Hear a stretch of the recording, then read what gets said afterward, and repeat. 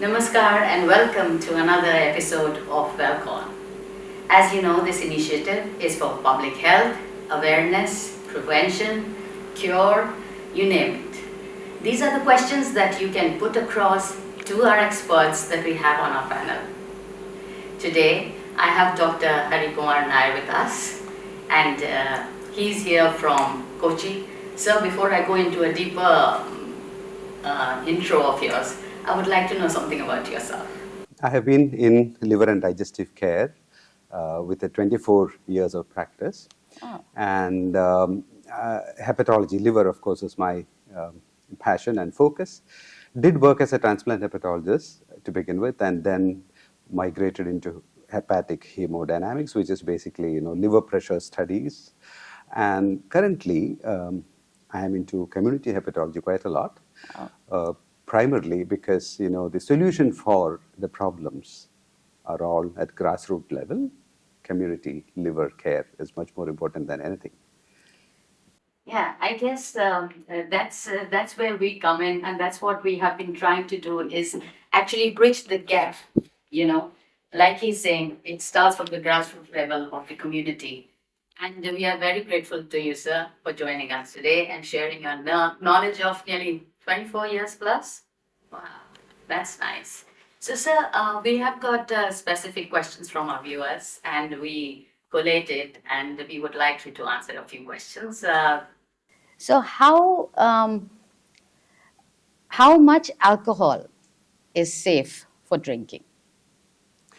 Well, see, this is a very this question I keep hearing from public as well as from in scientific forums as well.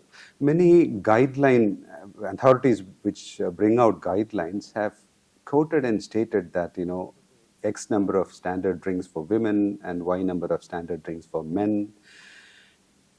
When you look at these guidelines, we should realize that these are all not healthy drinking limits.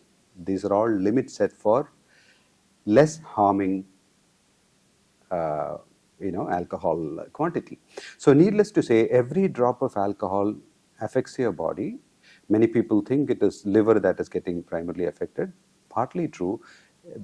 In fact, it affects most of the organ systems in the body. The heart is getting involved, the lung is getting involved, kidneys as well get involved, skin as well as hair also gets involved. So answer to your question in just, there is no safe limit or there's no, scientifically speaking, there is no healthy drinking limit. What you can all do, what you all can aim at is to have a drinking which is probably less harming or less injury. So basically, it's a myth that a one glass of red wine is good for you, or one drink off and on is okay for you. Is it a myth? Of course it is. Okay. But then this is not a true lie. This is kind of a half truth.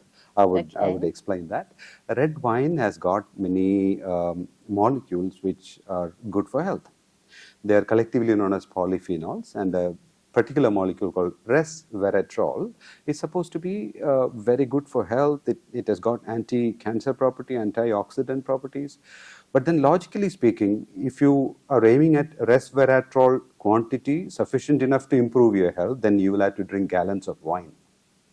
Wine is 14% alcohol, okay. And when you aim at your resveratrol dose to improve your anti-aging and anti-cancer, you're drinking quite a lot of alcohol molecules as well, which would be doing more harm.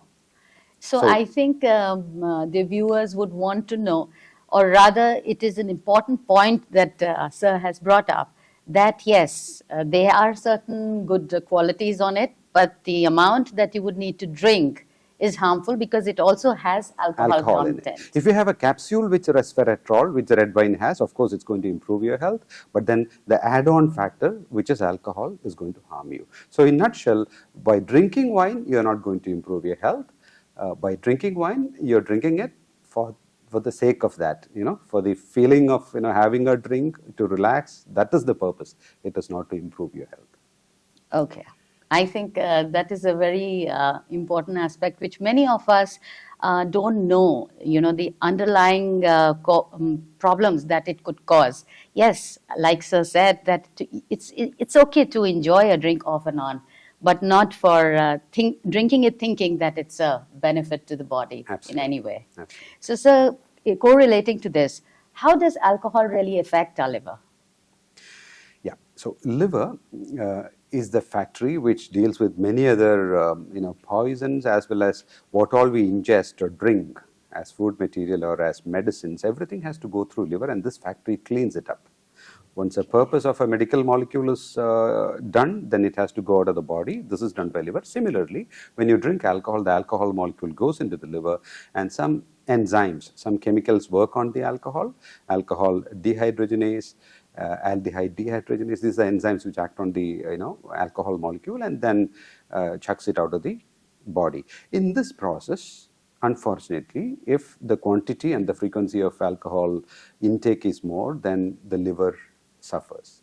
The liver cells won't cope up, they die out, and some of the liver cells get swollen up. This is called inflammation or alcoholic hepatitis. And when the liver cells die out, scar tissue forms on top of that. This is called fibrosis. And in the long run, let's say 10 or 20 years of drinking, the fibrosis would get added on and ultimately will result in Cancer. liver cirrhosis and liver Cancer. Culture of drinking. You need to know what you are dealing with, what kind of, what the amount of alcohol which is going to damage you, and to relax over a weekend or once in a while, maybe a month or so, if you're drinking, you have to know your limits. The amount where you reach that phase of relaxation, you need to identify. That is one. Second, as I mentioned, over many, many years, silently this damage progresses. So it is prudent to have a screening checkup, maybe annually, for those who have crossed 40 years, can undergo screening blood work, an ultrasound of your liver, as well as something called fibroscan. So this is yet another one. Third one would be, we need to work in the campuses, because we did mention about drinking culture. The change has to happen nip at the bud, in the schools, in high schools as well as in campuses. So awareness programs should be conducted in the campuses. These are the rough messages I would like to convey. Thank you so much, Dr. Nair. Dr. Nair is currently working as a senior consultant hepatologist. I get tongue-tied with these big words sometimes, at the Liver and Digestive Care Ernakulam Medical Center, Kochi, Kerala. If you all have any questions regarding alcohol and liver, or any other health or wellness questions, kindly put it across to us. We'll have a link with the email ID or in the chat box below. You would connect with us, we will connect with doctors, and they will get back with the answers to you.